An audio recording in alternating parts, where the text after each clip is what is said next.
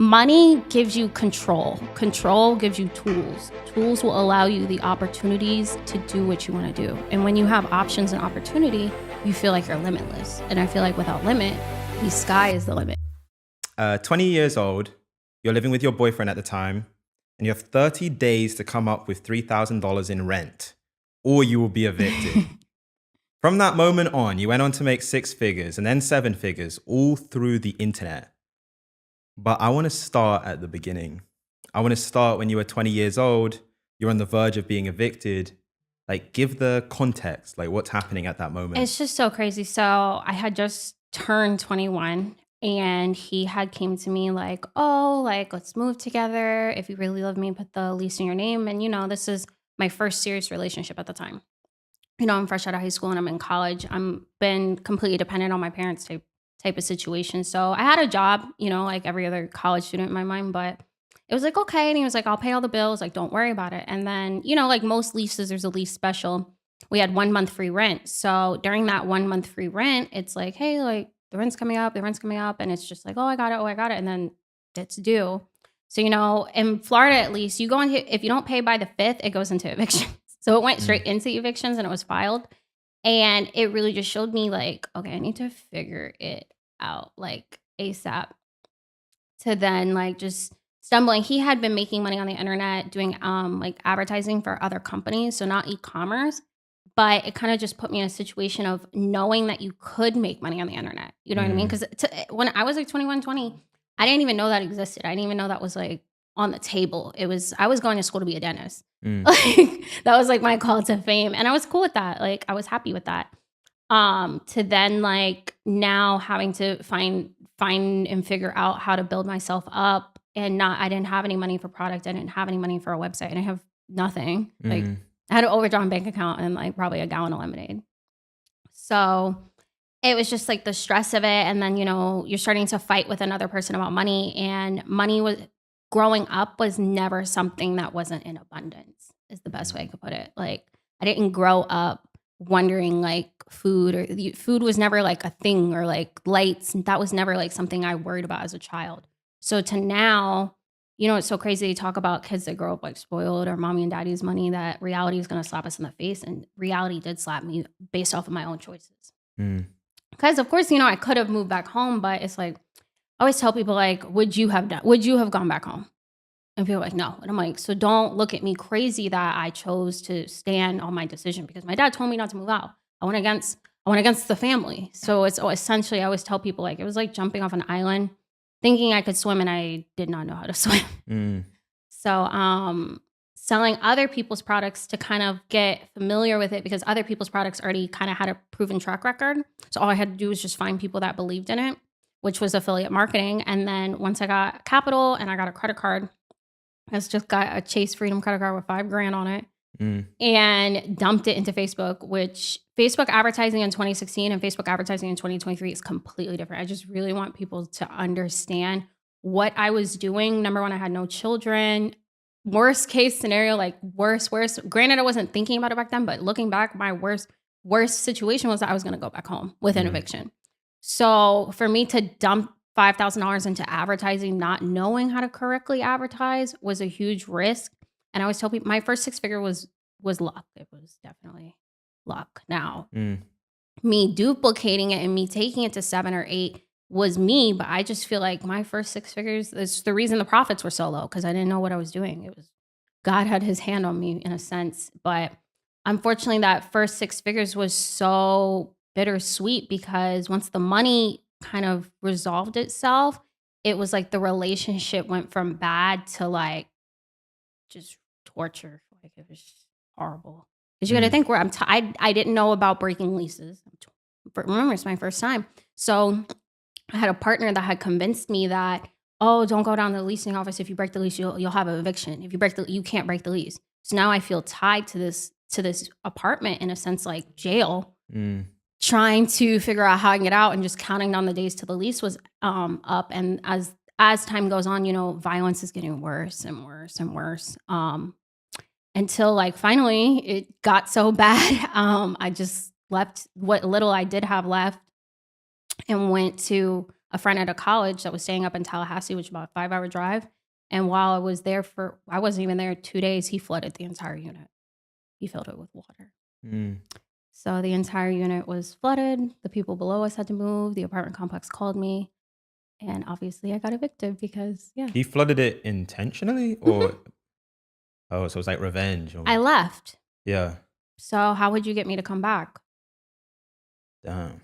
That does Yeah. sound like So torture. I had to come back and get my parents involved. Now, like having to show that DV was involved because you could see it on me. It wasn't something I could like lie about at that point because Yeah. it was on my face and body.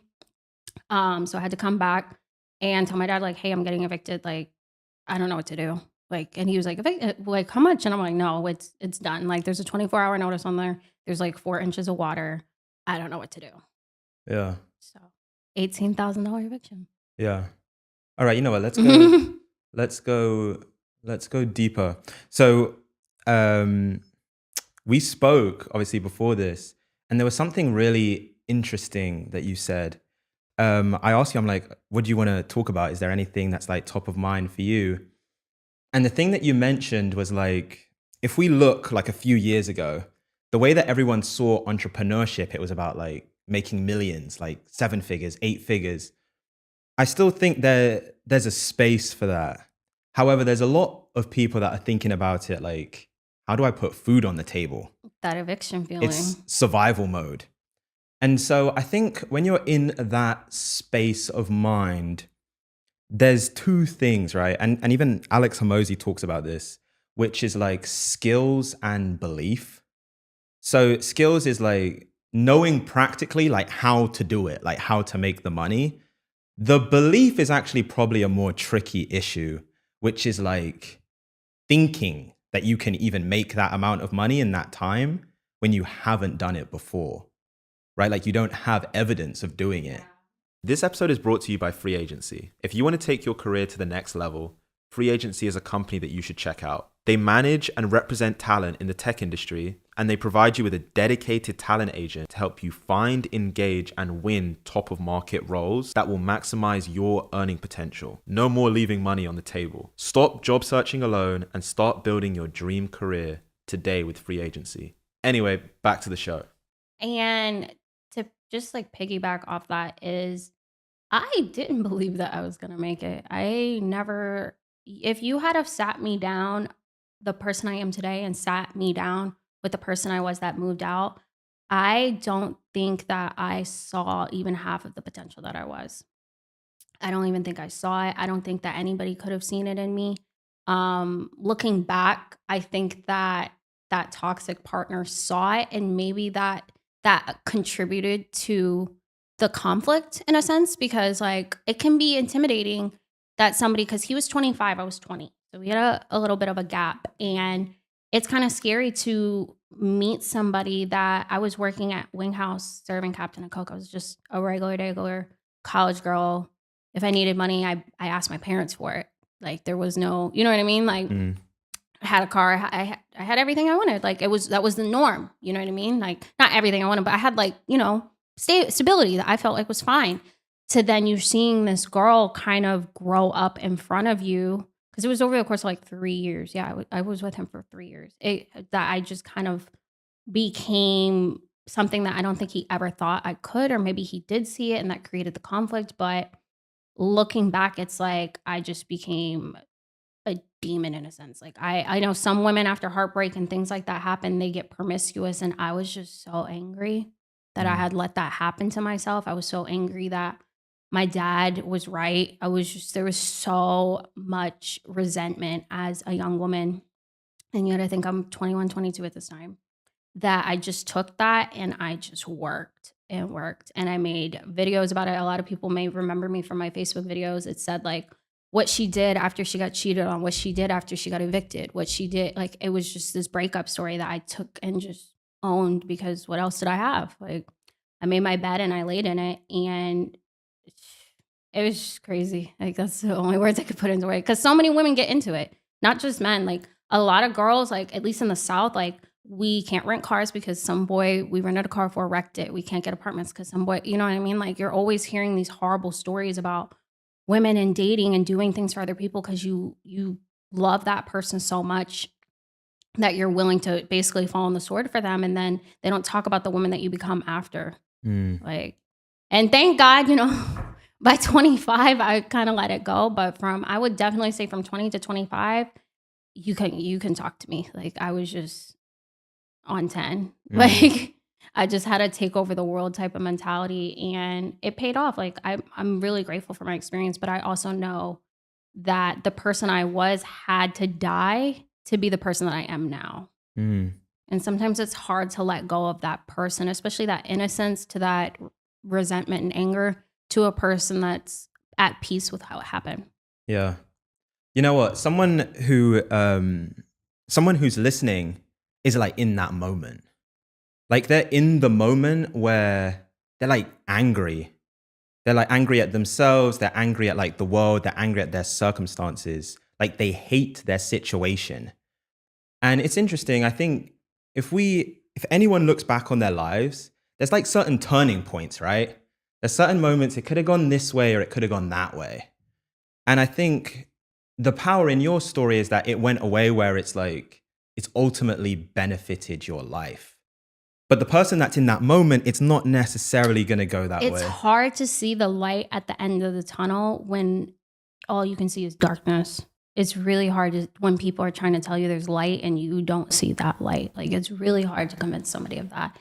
And I think that it can take a situation, it could take a friend, it could take anything, but eventually that situation becomes your light.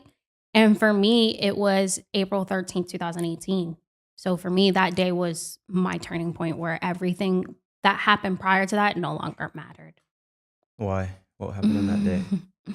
My miscarriage. Mm. So my experience with child loss changed my perspective of everything, and I'm sure a lot of young women can talk about this.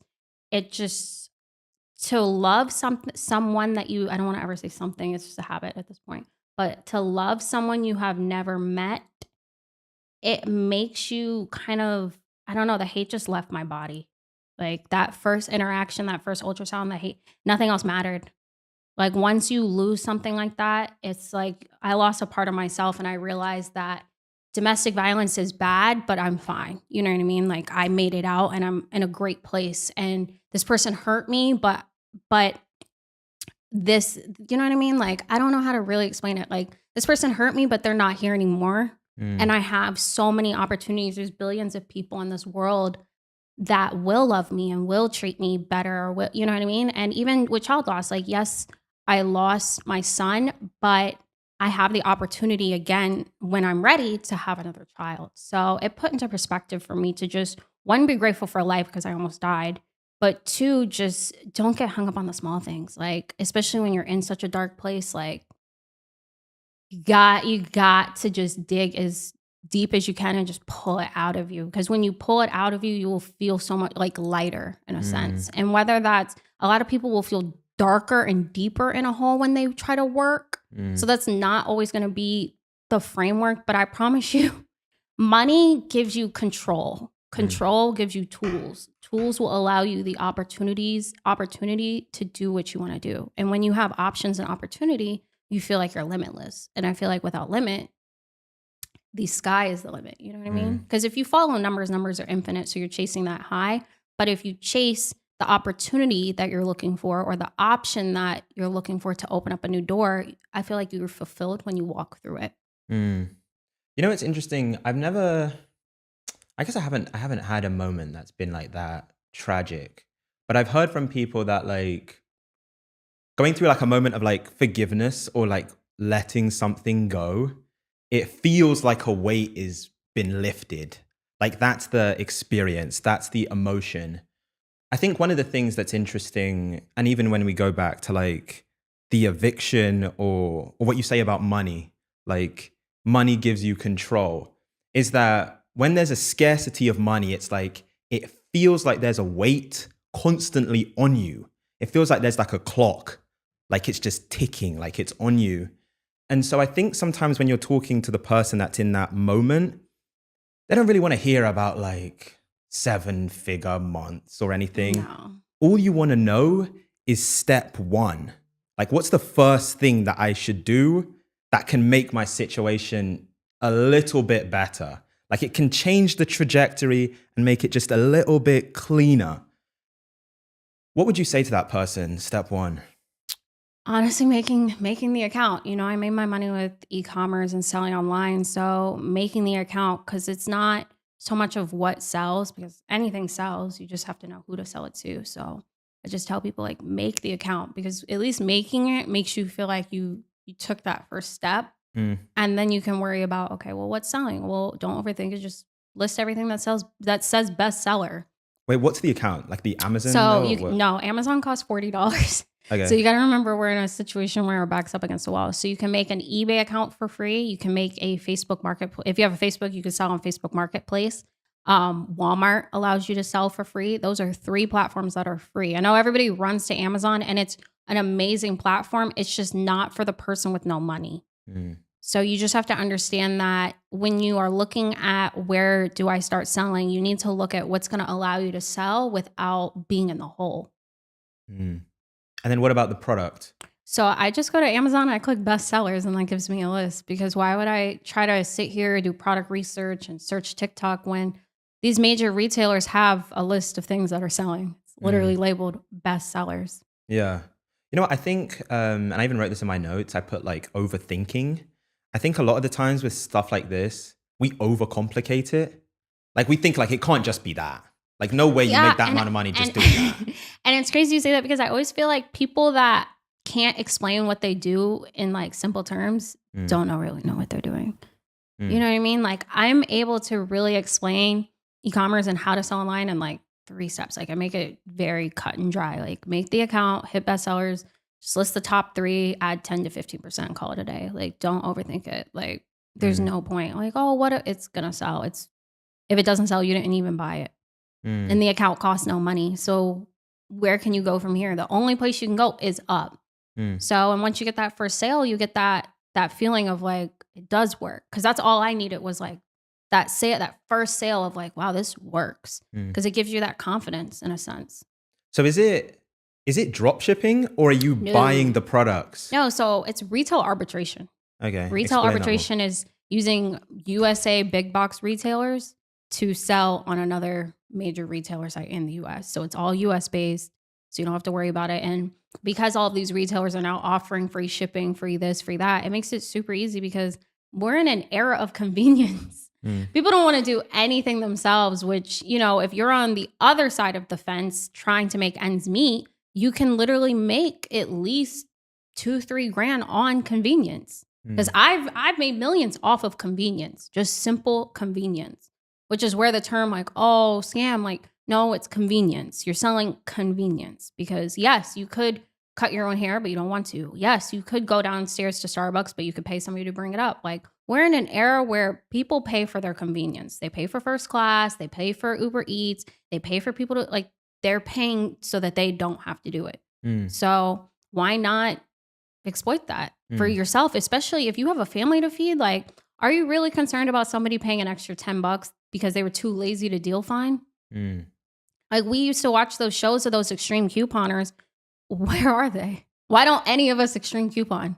Mm. We know it exists. We see people show it in real time, like getting a $500 cart down to, like, negative $2. Mm. But yet we don't do it because Mm. we're too lazy to clip coupons Yeah. every week. Like, we're just not doing it. So it's like, the information's out there. The information is free to coupon, but yet none of us coupon. Mm. That's why when people are like, oh, it's on YouTube, but you don't want to go to YouTube Yeah. when this is right in front of you. Yeah.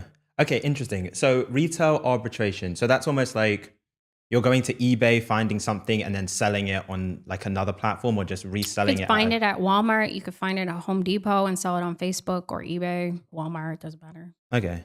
The thing that I think, right, is that you talk about, I think moments are important. So that first sale is significant. However, where my mind would go is like, okay, I sold it once or a few times. How do I sell it at the scale to make like life-changing money? So let's say I sold a Christmas tree today. Yeah. Why wouldn't I just keep selling Christmas trees? No, there's no reason why you wouldn't. Stop trying to reinvent the wheel. Yeah. If you can make $1, Just do the same thing 100,000 more times. Just I keep guess how do doing you it. build the systems against it? Systems cost money, but if you're just you again, there's a big those are two different types of people. The person trying to make ends meet and the person that's trying to do it at scale and make those big numbers that you're talking about. If you're trying to do something at scale, you have to still believe in education and you have to still believe in spending money to educate yourself on how to do that. Versus Mm, the person trying to make ends meet is, the shipper, the customer service, they're doing everything because their back's up against the wall. So when you say at scale, at that point you're turning back into, am I going to educate and invest in education so that I do this correctly, or if I'm going to trial and error it, and then you're running into refunds, chargebacks, closed accounts, because when you're in scale you're dealing with a lot more people. It can get harder to mm, manage. So at that point, yes, you have to spend money to either learn it correctly, because YouTube University is not meant for scale, it's meant for the person just starting out. mm. So I guess you can almost look at it as like phases. So phase one is almost like the survival phase. And so if you were going to say what phase one looks like, that's literally you on eBay, Walmart, any of those sites. You're going to the bestseller list and you're literally choosing products one by one, purchasing. No, you're not even Re- purchasing them. You're listing them, and then when they get purchased, then you can just order them on the site. oh, okay. You can do Okay. So the store demand is pickup. proven. Yeah, Okay. And then how, so that's almost like, it's like you're hustling. I guess at that point, like you're just putting in the work, right? Like you're just mhm. pounding the pavement. How far, like how far would you say you can go just doing that? Definitely, I think an extra 40,000 a year, Okay. 100%. That's proven because I post people every day, and then I go live with new people Tuesday, Wednesdays, and Thursdays, and they're all doing four figures within the first 90 days. Mm, Like, I interviewed a guy last night. He made 360, 200 of it was profit. mm, So, like, my proof is in my duplication. So, I yeah. would definitely put my name behind an extra $40,000 a year. Okay. So the people, I'm curious from your perspective, the people that are successful, like they make the $40,000 in a year from doing it. What's the difference between them and the person who's like Making tries it millions. and Oh, it's like that's this is a scam, like this shit didn't work. because they list like 3 products. So the person listing products takes time. You're Mm, either gonna pay with your money or your time. And I always see the people that aren't making money when I always ask like, "Well, how many products did you list?" And the number is always less than 50. mm. They just don't list. And I'm They like, just don't do enough. "Yeah." And I'm like, "Okay, well, hit me when you list 100 products if you still didn't make any money." Mm, And then they always come back like, "Oh, I made a sale." And I'm like, "They just quit too early." Like, you gotta, or they don't log in. Some people go, "Oh, I forgot about it and I logged in and I made sales, but I didn't ship it because I forgot." mm. To get to like 40,000, is that almost like, would you say it's like a side hustle Yeah, or are it's a you side. spending all No, of it's your a time? side hustle. It's like Okay. an hour a day. Okay. And then what does phase two look like? Phase two is 6 figures, and that's when you're at least hiring somebody to manage customer service. So you're not like talking to people all day, or even like investing in some type of product listing software, or hiring somebody to list products. And then from there, phase two to three is, investing in buying inventory and those more expensive platforms and getting reseller certificates and understanding your taxes. Like at that point, you're doing it full time and you Mm, are making, either hundreds of thousands in profit or even millions because you're doing this as a full-time job. mm. But you're also okay with the fact of one, educating yourself because these platforms change every year, and two, spending money on inventory. Yeah. Phase two and three is okay with those types of investments. Phase one is never going to be okay with that because your back's up against the wall. Yeah. But I mean, you can always get off the wall using this, which is why I preach it so much. At like, you can at least pay your bills. Like you can at least not worry about how much things are at the grocery store, which is a crazy feeling of freedom in itself. Mm, Like a lot of people don't even know like organic pasture raised eggs are 12.69. That's mm, 12 eggs. mm. 12 eggs go fast in a family of 4. Yeah. That 12 eggs go in a couple of days, which is my boyfriend and I in one home. Mm, Like 12 eggs don't last. So think about like a family of 4 trying to buy 2 dozen eggs twice a week. Like yeah. that's you're starting to get up there, you know what I mean? That's before milk, that's before anything else, like just the eggs. Mm, Like before you know it, you're at $100 in eggs. mm. Like that's a scary feeling if you're really penny pinching, especially in a time like right now. Like food is expensive. Like, food is driving people broke. Mm, Like, so try to just focus on at least making enough to take that weight off your shoulders so you can breathe in a little bit. Cause I always feel like when you're in survival mode, it's like drowning, but you're not underwater. But you know that feeling where your rib cage kind of starts to contract mm. underwater? It's like that. It's like an uncomfortable feeling, but you're trying to force yourself up or you're fighting it, but it's just like uncomfortable. Yeah. You know what? I think peace of mind is like so valuable. So valuable. And I think it's so underrated. Like, no one ever really talks about that. Like, just peace of mind. Like, being able to buy something, even what you said, like eggs, but not having to think about, oh, is the payment going to go through? I know. Like, I think that's a game changer. I'm curious from your experience, you remember the first moment where you felt like you had peace of mind? Like your back wasn't against the wall? Yeah, it was after my eviction when I got another place. Okay. Yeah, it took me exactly 5 weeks to put $100,000 back in a bank account after my eviction. I was evicted February 6th, 2017. I got a new place March 17th, 2017. A little over like 5, 6 weeks. What were you doing in those 5 weeks? I I moved in with a friend into Tallahassee. He was a student athlete, not my brightest choice, but I did not want to go home. So he was a student athlete, he had student living, so I just went up there, Mm, like, and just stayed up there and then got my stuff and left one day, which was probably not the best. Shout out to him for letting me stay there. yeah. But I just wanted my own place. I was so like low in myself at that point. Like there was just no talking to me. Like I was just so upset about it. So. Yeah. You know what's interesting even when you speak is like on the one hand it's like you reflecting on your mindset. You said that I was so low or like I didn't even understand my true potential. But then the results that you were getting, like the It 100,000 just in doesn't five, yeah, it correlate. doesn't correlate. So that goes back to the anger thing. Yeah. So when I say low and I speak like I was just at my lowest, I was angry. I was really, really just pissed. So like my obsession, not eat, not sleep, not do anything but make money because I was living with a person that was just calling me out my name, hitting on me. Like there was just so much like just beating me down that the more it happened, the more I was becoming that person of like when I get up, I'm gonna step on you. Mm, Like it was like real, like when I get out of this, like I'm going to destroy you. Like it was just that for months. You gotta think like I made my first 6 figures in September. I didn't get evicted till February. So from September to February, it was in hell. mm, Like literally, and it's crazy because my Facebook status is from those years. I talk about it. I'm like, when you hate somebody and you hate someone's your situation so much more than you can breathe, you'll hold your breath until you can get out. Like, and I meant that. Like, I really was on some like, by any means, I'm gonna get out of this, and I'm never gonna look back.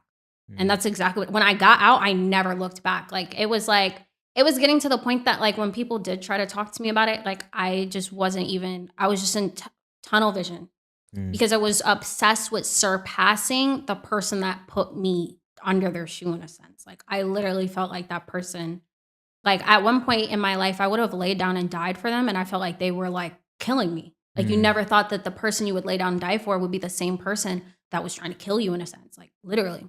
mm, So I just was like so obsessed with just surpassing the numbers I would hear him talk about or his goals or anything that I knew he did. I was obsessed with just getting past it. And then once I got past it, I was just looking, it was like one of those moments where you just look around like, okay, now what? And then that happened, my mm, miscarriage. So it was like my miscarriage kind of brought me back down to earth. And yes, it was horrible, horrible, horrible. Definitely never ever wish it on anybody. But I do think it was needed because I think that the way that I was navigating making money and the way that I was navigating my emotions, I think I eventually would have crashed out. I do think I would have crashed out emotionally because I mm, was just so mad. I was just mad at everybody. I was mad at everything. Like I was just obsessed with like a revenge in a sense. Where that gave me that peace of mind that there was just so much more. There's so many people that love me, my family, my friends. There's so many people that love me. And I felt so much love for this baby that it was just like, who cares? Yeah. Like, you'll get a new boyfriend. Like, Yeah. you'll get a new apartment. You'll get another one. Like, it's not the end of the world. It's just the end of that world, and that world sucked. Mm. So I just don't beat myself up over it because that's why when people are so upset, I'm just like, there's worse. Like, trust me, there's worse. Yeah. I get that. Certain experiences, it's like it makes things seem like insignificant So by small. Like, comparison. it child loss is different. So it just again, like, I just don't think there's anything that I could have went through or has happened that even came close to the amount of pain I felt in those moments. So when people come to me, I really just try to stress like it gets better. Like, trust me, it gets better. And it's great because some people have came with the same thing. Like, I lost my one of my employees had lost twins the same week I had lost my son. She ended up having twins again. Like, Mm. she has 2-year-old twins right now. Like, it gets better. Like, and I always everybody that I've talked to that has gone through like these really, really low moments, like a year goes by and it goes by so fast that you're able to look back and be like, could have been worse. Yeah. I'm curious, like the lowest moments, the lowest moments. I remember moments even in my own life that are like low. Like what got you through? Like you speak about like even with your ex-boyfriend, it felt like the anger is what got you through, to be honest. Yeah, because it fueled it. So how did I like navigate post 2018? Yeah. So I had a business partner, that we're still business partners, but we ended up running the Boss Palace and doing 10.4 million during the pandemic in 11 months. The minute we hit a million a month, I packed up all my stuff and I moved to Miami, like down the street from him, his girlfriend. And it just allowed me for a little bit of a fresh start and a different demographic of people around me. Like, Miami's very fast paced, as well as the dating culture is a lot different. So I feel like I was in my hometown of Orlando, where a lot of people I felt like treated me like the girl that they went to school with. Where Miami, I feel like the people that were coming around me, approaching me, saw me so much higher and the treatment was a lot better. So it allowed me to kind of start to feel more comfortable with people being nice to me and like Mm. knowing my worth. Cause I would go out and some people would be like, no, you don't have to deal with that or you don't have to deal with that. And like that repetition for like a year and a half, I'm like, you know what? I don't deserve crumbs. I Mm. don't deserve somebody that doesn't make money. I don't have to deal with that type of stuff and I'm not going to. Like, I went through too much too fast that going through it at 25 was not going to happen. So I Mm. just carried myself from that point on of like I'm not gonna let people put me down. I'm not gonna let people, put hands on me. I'm not gonna let any of that happen. Like, and if I see a sign of it, I'm just out of there. So Mm. navigating it post was just building up that self-esteem, building up my confidence again, and seeing the person that I felt like deserved everything that they worked for. Instead of feeling bad, Mm. like, for what? I earned this. Like, there's nothing to like feel guilty about. I went through literal hell. I earned it. So people can't make me feel bad about that. Yeah. You know what? Speaking to you, it definitely feels like you've gone through like a transformation. Like there's been like a journey, right? Yeah. I'm curious, like, and you even said it earlier. You said like at one point I was a demon. Like I was Because a I demon. just feel like when you're consumed with anger, it's like it's just ugh. I'm curious, like the person that sits in front of me now, if you were to go back to who you were, I don't know how many years ago that was, the person Honestly, that was so like a demon, like what would you even have said to that I person? wouldn't have said anything. I would have given her a hug.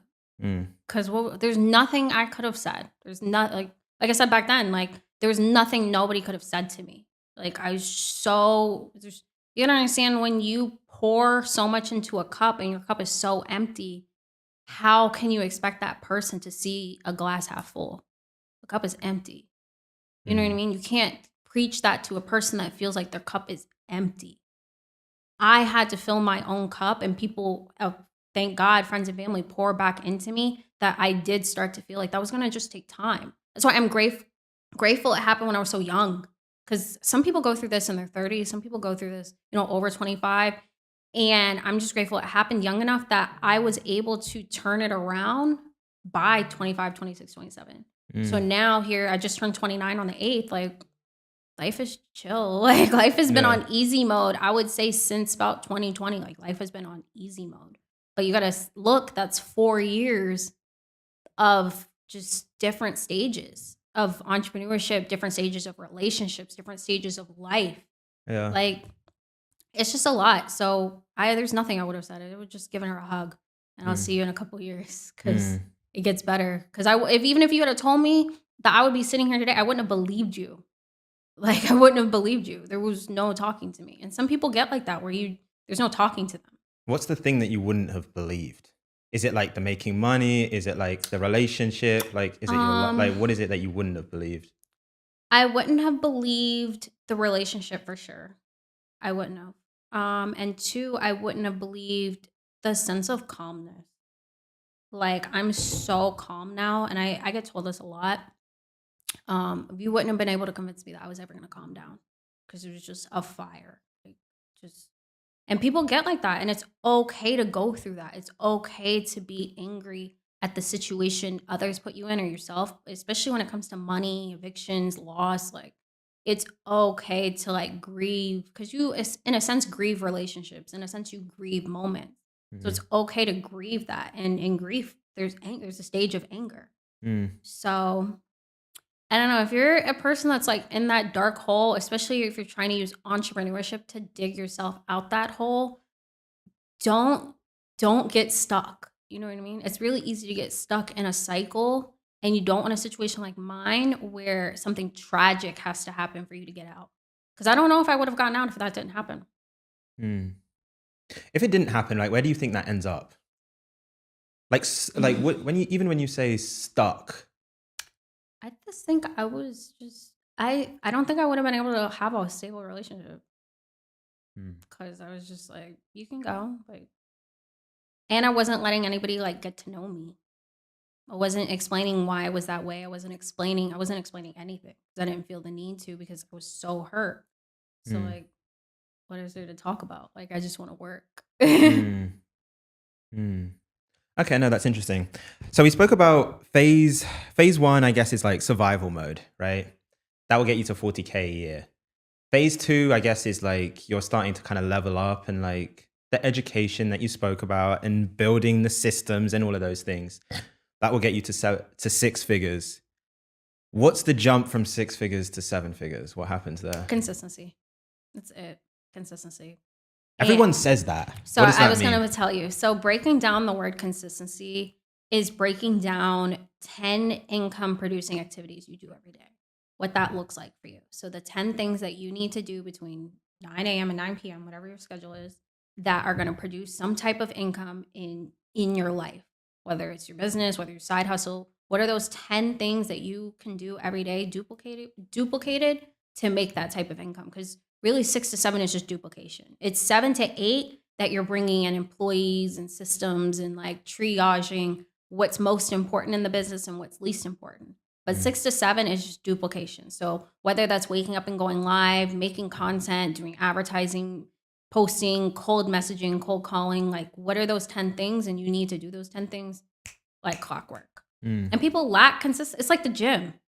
Like people don't get up and just do the same thing every day. If you do the same thing that made you $1,000 every day, I'm pretty sure you'll make 30 grand a month. Like even if it doesn't work the first 2 weeks, eventually it will start to overlap itself and you will make consistent income with it. Yeah.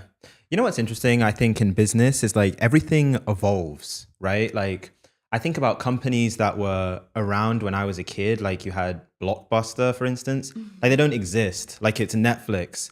So like businesses evolve. I've heard people talk about this, like you even said it in the beginning, doing Facebook ads like 5 years ago versus now, a completely different ball game. I'm curious, like, if you went to zero today, like Mhm. as we're filming this, I don't like everything goes to zero and you have everything that you know, like you have your knowledge, but you have no money. Do you go about building that income the same way? No, What would don't you do? have to. I have content now. I have TikTok. You can Mm. have a video on Monday, get 30 million views on Tuesday. It's a lot easier and a lot cheaper now to have overnight gratification, in a sense, Mm. is maybe the word I want to use. Because I remember, I know what I know. That's the key thing when you say, if we were to start over zero, I know what I know now. So if I get a video with 30 million views, I know how to sell something. You know what I Mm. mean? I know whether I sell a service, an ebook, a jacket, or clothes, or vitamins. I know how to put a product in correlation with anything that has a lot of viewers. I know how to turn viewers, clicks, whatever the case, comments into buyers. Whether I sit there and message every single comment, every single like, every single share to get those buyers, I know how to convert it. Whether I have to sell it myself or people buy it on their own. I Mm. know how to go, as long as I have eyes and I have people looking at my stuff, I will message them. Like, there's no shortcuts. Like, if I have nothing, you're gonna have to sit there and convince them to buy your product Mm. until you're so big that you don't have to convince them anymore. Mm. You know what? Tell me exactly how you do it, because I think there's so many people today that like there's a lot of people that get views and make no money. Mhm. Like I know, I get hit it's up like every day. worthless views. So if you wanted to actually be able to like monetize the content, Mhm. like what is that? I monetized a 15-second podcast clip. When you Mm. think about it, when did we did that podcast in 2022, and that podcast set the tone for everything else that I did. That was I had gone viral on Facebook in 2017, but it kind of died down. But once that one podcast went viral, a lot of people really asked themselves, like, who is this girl? Mm. You know what I mean? Like, who is she to have these types of views or these types of opinions? So it allowed me to sell candles. I just kept saying, well, I sell candles. Just kept posting the candles. I sell baby clothes. Kept posting the baby clothes. I sell courses. Kept posting them. So as you're coming to ask yourself who I am, you're seeing these products over and over and over again. Mm. So a couple months go by now, there's consistent income. Maybe it started off with one sale, two sales, but eventually it became hundreds of sales because I never gave up pushing my brands. Mm. Even when the content had nothing to do with business, I continued to push my business until my business content went viral, which was in the last like 6 months. Mm. And I did that podcast in 2022. Mm. I just kept posting. Now my travel content goes viral. I have videos with like 34 million views. Viola Davis posted my travel videos like everywhere. And it's like I didn't travel to go viral. I just kept traveling. Like Mm. that was what I wanted to do. But it's just you keep doing something, eventually it will take off. Yeah. Yeah. No, the psychology is interesting, because I guess like top level, what you're doing is you're using the content to get like awareness, like to get impressions, eyeballs.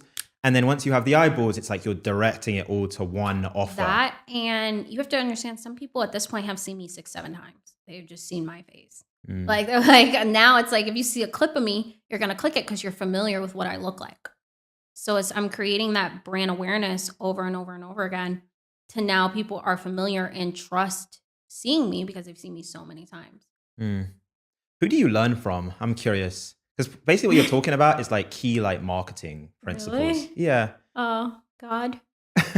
Sort of God. You don't have anyone on like YouTube or like books or anything that you're reading?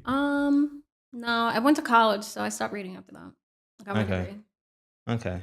I did read Alex Hormozy's Leads book. I read like half of it. $100 million offers? No, That one? I didn't even get that one. Oh, People told me to do. the I'm so sorry, but I read the second one, the blue Okay. one. I did read that. I read half of it because it was like a child's book, Yeah. which I guess the first one is too, but I never got it. So I didn't. People were like, "Read this book." I'm like, I'm not reading that. But I Yeah. got the second one, and that was cool. But you know, it's creepy. A lot of the stuff he was saying, I was doing. Yeah. And like, I don't know, like I have not made 9 figures.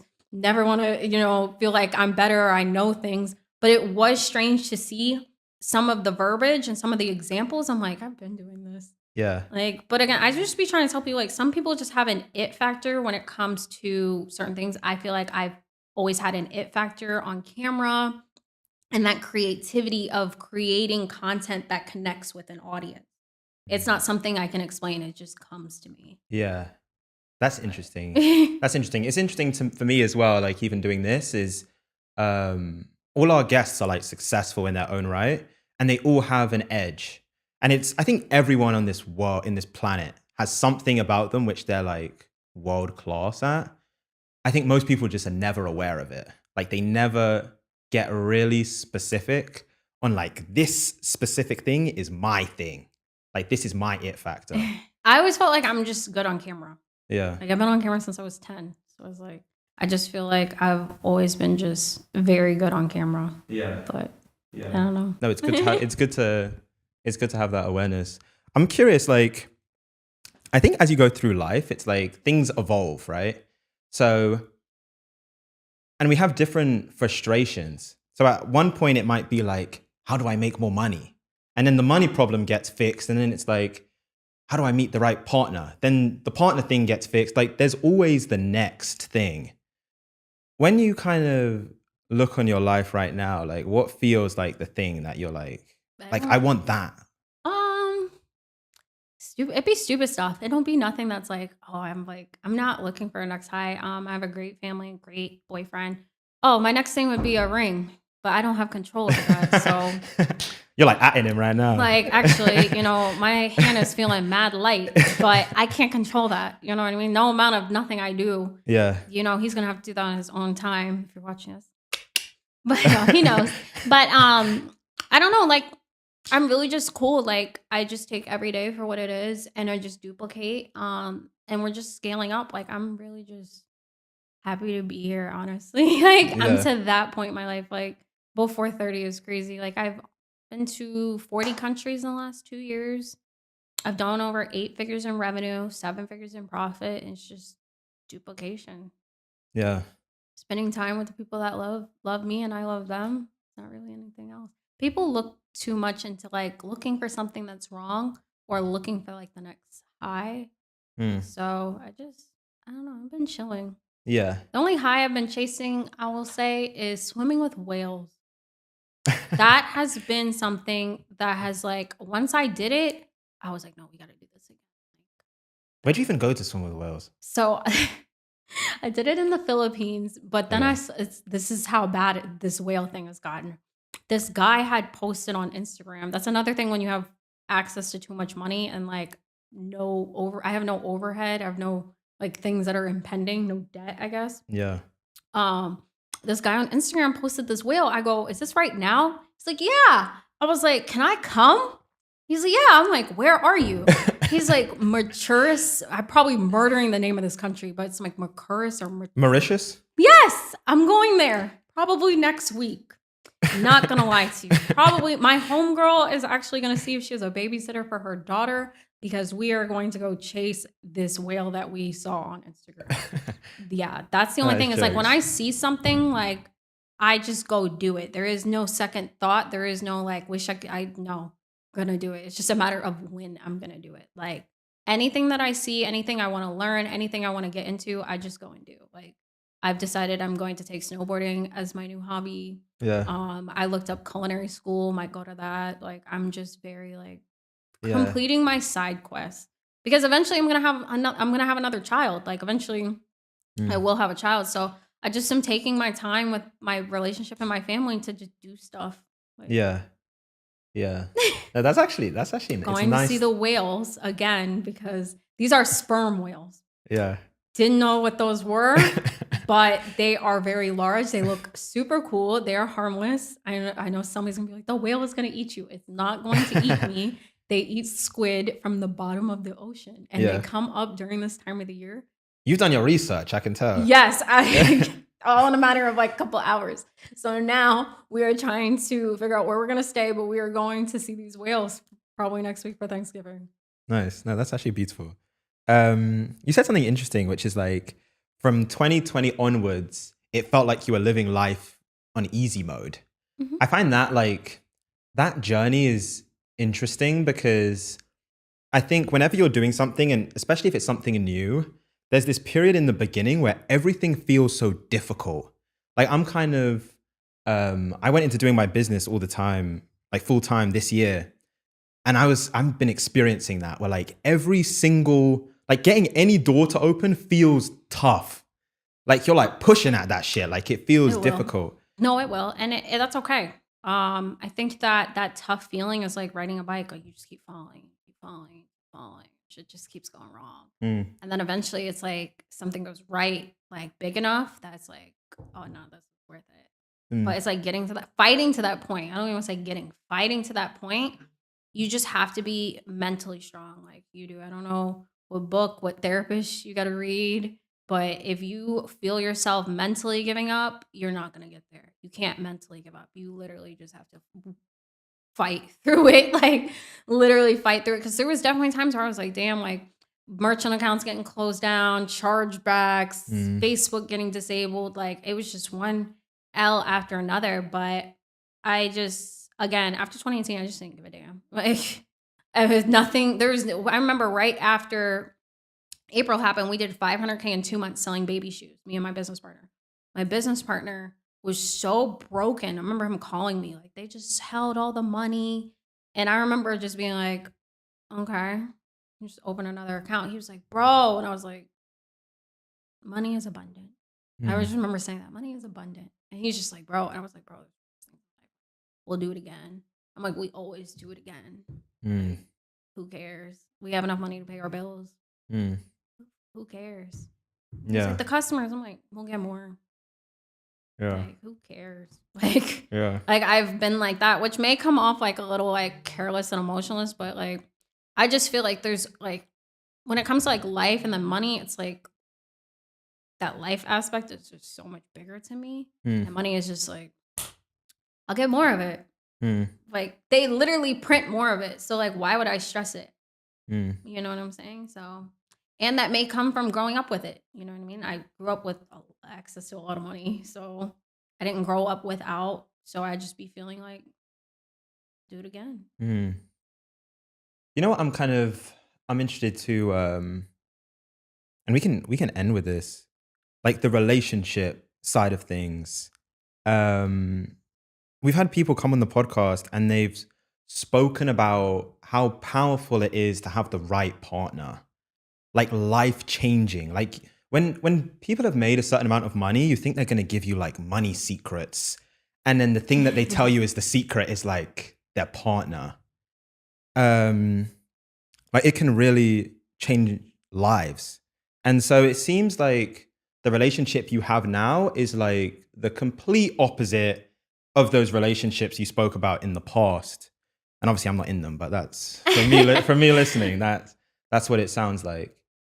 I'm curious, like what if you had to speak to yourself at like 20 and it was like, I'm gonna give you the playbook on a healthy relationship, like a Mhm. relationship that benefits your life, that like helps you make more money, that makes you feel happy, light. So What is that? the problem is between 20 and now is that what I was I mean there's this one thing has always been the same through all of them is that these people made money. Mm, If you look at my whole dating history, everybody made money and everybody made over six figures. That was just I don't know. I guess I don't even know where I got that standard from to be having it at 18 because I didn't have a pot to piss in. But I've always been like, I'm not going to stay at Wing House. And if you're not here, you can get me out of here. Like I've always had that mindset of like, but that my dad was a provider. So maybe mm, that's where I got it. But I honestly, like when people have asked me, so I'm like, I don't know. I've just always wanted a man with money. mm, Like that's been the standard. But once you peel that part, because that's like hitting filter on a search engine, you're still mm, gonna have thousands of searches. Um, it was making sure that my partner and I had the same goals and had the same interests. So I think the problem I was running into prior to this relationship, people loved the idea of being with me because it looked good. I was a status symbol. You got this girl that, goes to the gym, cute, makes money. It's a status symbol. You want to take me out to the club and people are looking at me because I'm mad jewelry or whatever. Whether you bought it or I got it, you're just happy that you're getting attention based off the woman you're with. You know what I'm saying? Like it's almost it's a reflection of him. mm, So it's getting into these relationships where the man had so much vanity and obsession with that validation of like, well, look at the girl that I have. That person we didn't share the same interests. We didn't have the same goals. There was no interest in who I was as a person. It was just interest in she's cute. mm, She's pretty quiet. Like, fuck it. So when I went into like wanting to climb mountains or hike, it was like this person's like, I'm not doing that. And I'm like, okay, I'm gonna do it by myself. Like, you know what I mean? So I really had to learn and make a list of the things I like to do and the things that interest me. Like I'm really into history. I'm really into like learning like why did the pharaohs die? Why did they go to war? Like Mm, why is the leaning tower of Pisa leaning? Like you know what I mean? Just history to finding somebody that shares those same interests. Like we're both really into like understanding why the world is this and like let's go to Antarctica and see penguins like or we hiked a volcano. mm, Like we share those same interests and we have the same like end result. mm. So it was just better versus dating somebody who wants to take pictures for Instagram and asked me to take them. That was not, and I kept dating into that. I kept dating into somebody who had like this competitive, like we were competing for Yeah. freaking Instagram likes. And I didn't want that. Like I'm on camera all day, I'm on Instagram all day. I want my relationship to not feel like a job or like I'm being forced to make content with this person. Like if you buy me something, don't ask me to post it just because you bought it. Like Yeah. bro, it's never been that serious. Like, we don't need validation. So, I have a man that doesn't really care about the vanity aspect, doesn't really care for social media, and is just happy to do things with me. And I'm happy to do things with him. Like, he is happy to climb mountains with me, he's happy to ride bikes with me. Like, we do things together. So, that for me was what I needed to anchor myself emotionally. Because for a while, I feel like I was really erratic in trying to communicate my feelings to now I can communicate exactly what I like and what I don't like, and I'm able to help him where he falls short because I'm thinking with a clear mind rather than I'm stressed out all the damn time and fighting. Like Yeah. so my relationship is my safe place and I'm able to value his opinion on things high because I don't feel like he's saying something to compete with me. He's saying something because he has my best interest at heart. Yeah. You know what I think is interesting with the relationship stuff and where the conversation is? When I hear it, I feel like there's so much like ego. And I have to like hold myself honest on this as well because I think one of the things I think about is like a lot of the times when we're looking for like a partner, I feel like we're pursuing the person that like there's something about them that just makes us feel good. Especially as like as a man, it's like getting the girl that like it's similar to what you were saying. They want the girl they Like couldn't get when they were broke. yeah. So then they get money and they want this extravagant girl that likes all these expensive things. Meanwhile, you don't even like anything she likes. You guys can't have no type of conversation. Like it works though. Yeah. Like never gonna say that it doesn't work. It just has an expiration date, if that You makes know what sense. it is? It's like it's you want to prove something more so than like the connection itself. That might be a yes. There's something that you want to prove, and I feel like that on both sides. And I'm just curious, like, it's difficult to overcome that because I think there's things that are just we feel like we have missing, and then we go out in the world trying to find someone that can like fill it. Yes and no. I feel like I'm a person that needed a man that could emotionally anchor me. I needed like somebody who could stand in front of me and like be a man. Like not I don't want to say masculinity because that can be like turned into so many things, but a man that would, if somebody is pushing me or like disrespecting me, will stand up for me. You know what I mean? I wanted somebody to be able to stand in front of me and me feel confident that they could stand in front of me. I think a lot of the times is I wasn't in a relationship that I felt safe in, so I was constantly on like go. You know what I mean? Mm, Like I was constantly like I dated a man that never locked the door. mm, That drove me up a wall. I was so paranoid. Like I was so, and nothing's, I've never been robbed or anything, but the door being unlocked, I was taught to never do that. mm, So that to me was just like, bro, lock the door to the point that I was sleeping with a gun next to me. And he would keep taking the gun. And I'm like, bro, no, we need the gun. Like, he's like, no, wait. I'm like, the door is unlocked. Like, mm. oh, the building's safe. I'm like, you don't leave doors unlocked. I didn't understand that. That to this day, I mean, maybe somebody in these comments could tell me if you guys sleep with the door unlocked. I did, and I'm not talking about the bedroom door. I'm talking about the front door of the home. Yeah. That was weird to me. So just feeling safe in my relationship so I could stand behind somebody and support everything that he does. Mm, I needed that. That was something that I wasn't coming back off of. I wanted a man that could make enough money to take care of me because God forbid my pregnancy isn't as easy as I want it to be or anything. I want somebody who can hold it down. through those times in the event that I can't. That's just and I don't want to carry the weight of finances and motherhood. I don't want to carry all the bags into the house. Like maybe some women do, maybe some women just have to. But if I don't have to, I'm not going to. Yes, I can do it, but I don't want to. I rather live life on easy mode, look relaxed at all times and be calm because it allows me to think clearly and kind of just run my home the way I want it to be. Like rather than be stressed the hell out trying to pay bills, do children, do family. Like I don't want to do all of that. For Yeah. what? Yeah. You Too know what? I much. think I think a lot of I think a lot of women want a man that they have like they just have confidence in. Like they feel like Yeah. they have confidence in like his abilities, integrity, like who he is as a person. Like that's a lot of what I hear. Like, That and trusting his word. mm, Like if he tells me something, I know it's gonna happen. Like I don't there's never been a situation I have no reason not to trust his word. mm, So for me it's been chill. I have nothing to complain about. yeah, Like there's no fights, no yeah, nice. I'm nothing. pleased. All right, okay. Let's let's end here. I think, and I've said it so many times. Like you've been on a journey. You've been on a Yeah. journey. There's like been ups and downs. Like your movie's gonna be an interesting one. Um, I'm curious. Like, I think we've spoken about some of like the low moments. We've spoken about the moments when you've been like angry, like the moments of sadness. What has been? What's the other side to it all? Like, what's the Happiness. pinnacle? Like, yeah, what's the happiest that you've been? Happiest I've been jumping off of a cliff.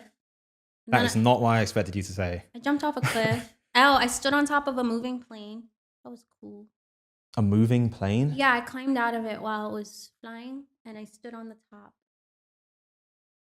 I'm gonna show you the video, but I stood on the top in between the wings. I just stood there and just let the air hit me for like 10 minutes.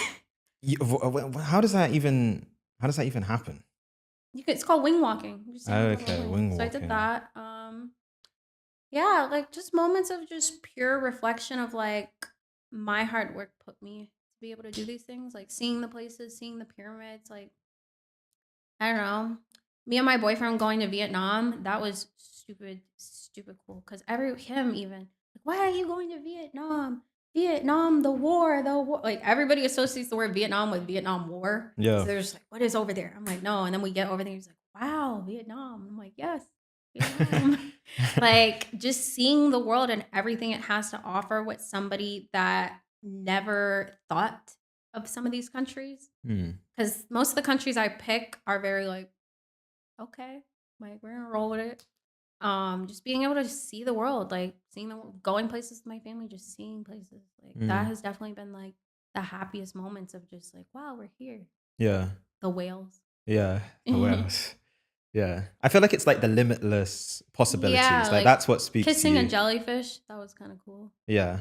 But Like feeling like you can just do anything. mhm, That's like what means the most to you. yeah, just seeing the world for everything it has to offer and just I don't know, like it's again, it goes back to that breath hold. Like I took a free diving certification, so like my breath holds like 3.5 minutes still, not Hmm. moving. But if I'm just laying in the water and I hold my breath, I can go like 3.5 minutes. And like once you get past that constricting feeling, it's like calming. Hmm. Like people always think holding their breath is like so like strenuous, but if you just relax, breathe, it's like you can really just see everything, especially in the water. Hmm. Maybe everyone's gonna be like, "What's your sign?" I'm a Scorpio, so I am a water sign. Hmm. But I don't know. Like the ocean has really been like such a place of just like, wow, I'm so happy here. Yeah. Highly recommend. Yeah, that's beautiful. I need to find some whales, I guess. I'm telling you. I'm telling you. Go. I'm telling. If you don't do anything in your life, swim with some type of marine life. It is so exhilarating. I know a lot of people are like, no, it's so scary. I promise you, you're gonna. But please make sure you swim, not with a life jacket, like real swimming. Yeah. You will feel so like I don't know. I don't know how to explain it, but being in the water like has been the most fulfilling thing that I've done. Definitely, Yeah. just like being in the water now. Nice. I love it. I love it. Thank you so much for coming on. Thank you for having me. That was a great show. Yeah, that was awesome. If you enjoyed this episode, please subscribe to the channel. We're having fire conversations every week on the podcast. Before we end the episode, a quick word from our sponsor, Free Agency. What if I told you there is a good chance you're leaving money on the table in your career? It would kind of annoy you a bit, right? Well, Free Agency aims to stop that. They represent and manage talent in the tech industry. Here's how they do it. First, they provide you with a dedicated talent agent. Think about this as your career quarterback. They understand you and your career goals. Based on that understanding, they bring you suitable interviews at top firms. You focus on smashing the interview, and together with their network, research, negotiation expertise, they will make sure you get a top of market salary. Stop job searching alone and start building your dream career today with Free Agency.